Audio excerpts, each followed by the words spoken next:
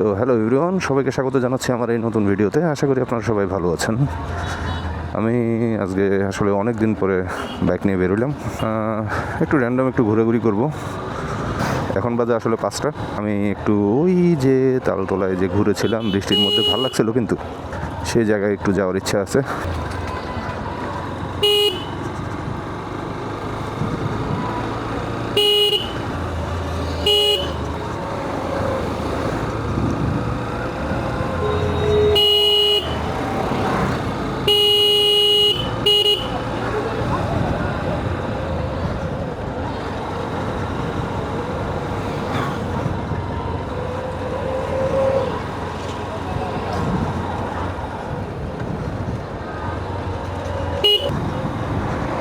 বাম দিকে হচ্ছে আমাদের সেই তালতলা, যেখানে যাবো কিনা বুঝতেছি না।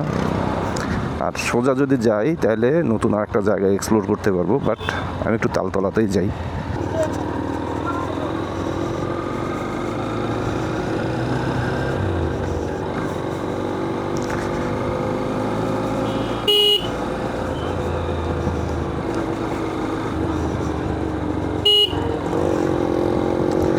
এই রাস্তা দিয়ে আসলে চালাইতে আমি সকালবেলা বৃষ্টির মধ্যে চালাইছিলাম, রাতের বেলা চালাইছিলাম, আর এখন তো বিকেলবেলা 5টা 10 বাজে।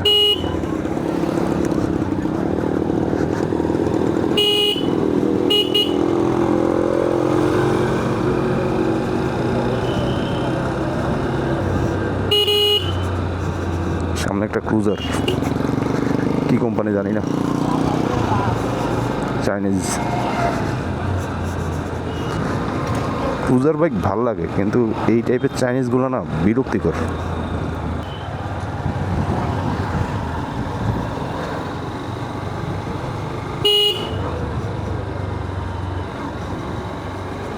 বাহ, আমার কাছে এগুলো খুব ভাল লাগে। মানে আমি আমার বউটারে নিয়ে যে কবে বাজমো, কি শান্তি, কি শান্তি। বউটারে পিছনে নিয়ে বাইরে ভাল লাগবে। স্টুডেন্ট লাইফে আসলে বাইক কিনি নাই মা বাবার কারণে, মা বাপ কিনতে দেয় নাই। হ্যাঁ, এই কারণে আসলে এই যে বাইক নিয়ে যে এরকম মানে একটা ধরনের ফ্যাসিনেশন ইয়াং ছেলেপেলেদের, ওই ফ্যাসিনেশনের সময়টা আসলে আমার নাই এখন এই মুহূর্তে।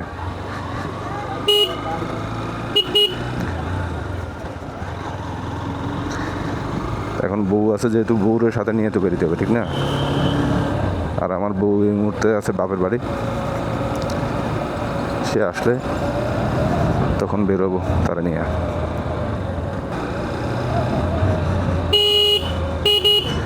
এই বালিকারা রাস্তায় দুষ্টামি করিও না, বালক বালিকারা। স্কুল লাইফ খুব মিস করি। কি মজার লাইফ ছিল রে ভাই, কোনো টেনশন ছিল না, কিছু ছিল না। স্কুল শেষ করো, তারপর মাঠে গিয়ে কিছুক্ষণ খেলো। উফ,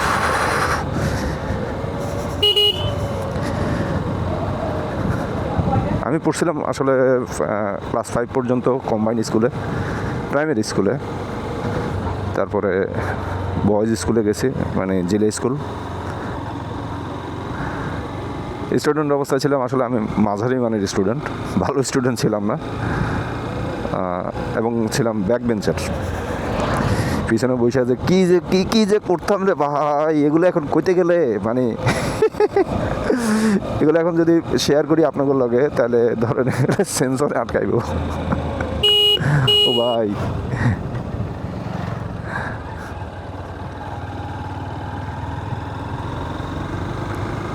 ও অসাধারণ রাস্তা এটা। তাহলে ড্রোন থাকলে ভালো হইতো।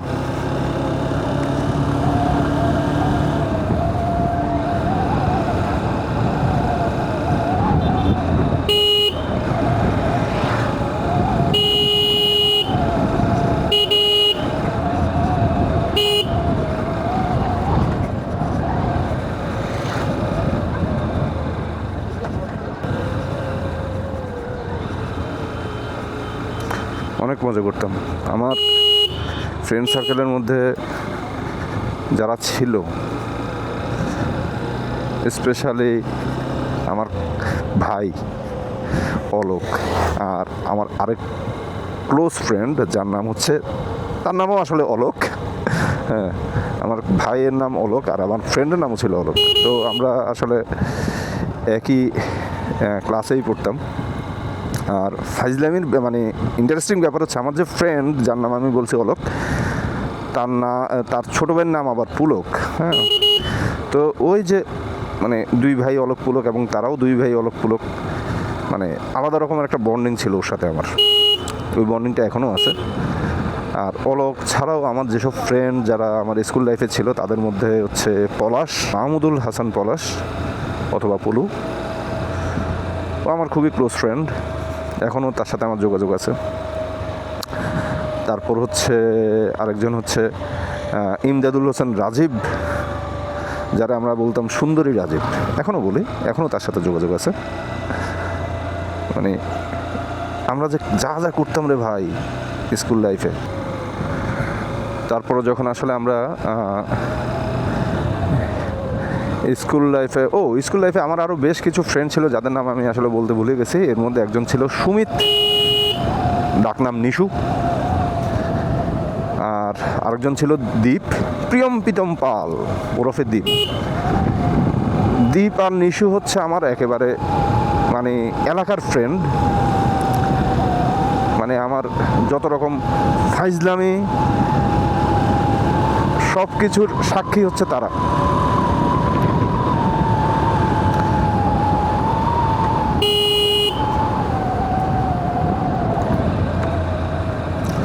যেরকম টাইজলামি করতাম, তাগুলোকেই করতাম।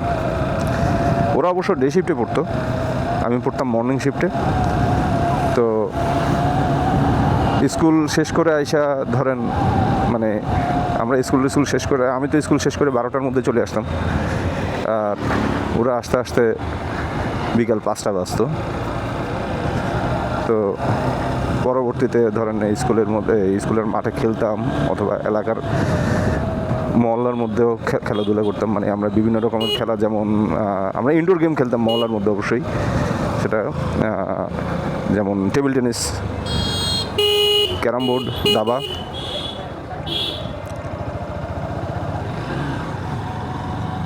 এগুলা রাস্তায় যারা আসলে রাস্তা পারাপার করবেন, গাড়ি টাড়ি দেখে তারপর রাস্তা পারাপার করেন। হ্যাঁ, রাস্তা পারাপার করার সময় একটু দেখবেন, মানে আপনি বিভ্রান্তির মধ্যে ফেলেন না। এই যে একটু আগে আপনারা দেখছেন, মানে ওই লোকটা যাবে কি যাবে না, আলাদা একটা কনফিউশনের মধ্যে ফেলে দিছিল আমার। মানে এগুলো ঠিক না আসলে। আমার বাইকের গতি নিয়ন্ত্রণে ছিল বলে রক্ষা, নইলে অনেক বাজে কিছু হইতে পারতো।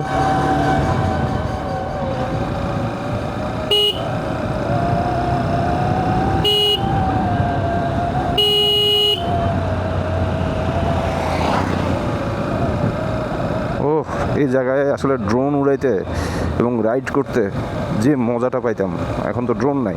ড্রোন কিনে ফেলবো সব কিছু ঠিকঠাক থাকলে। এই বাই দ্য ওয়ে, আপনারা কিন্তু আমার বললেন, আপনারা আমার এই মোটো ব্লগগুলো কেমন লাগতেছে একটু বললেন।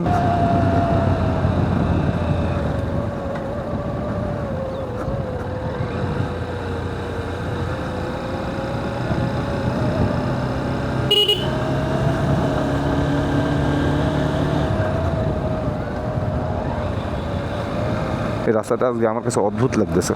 বিকেলবেলা আসলে এই রাস্তাটা মজার, আসলে অদ্ভুত লাগতেছে।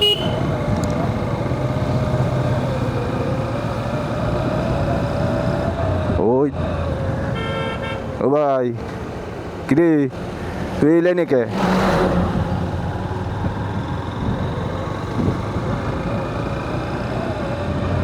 ট্রাকরে মানতে হবে, মান্য করা লাগবে। রাস্তায় যদি চলতে হয় তাহলে বড় গাড়িকে অবশ্যই মান্য করিতে হইবে, এবং সেই সাথে টেসলাকে তো মানতে হইবেই, কারণ এরা কিচ্ছু জানে না, একটা সব খানকির বলা। যাই হোক,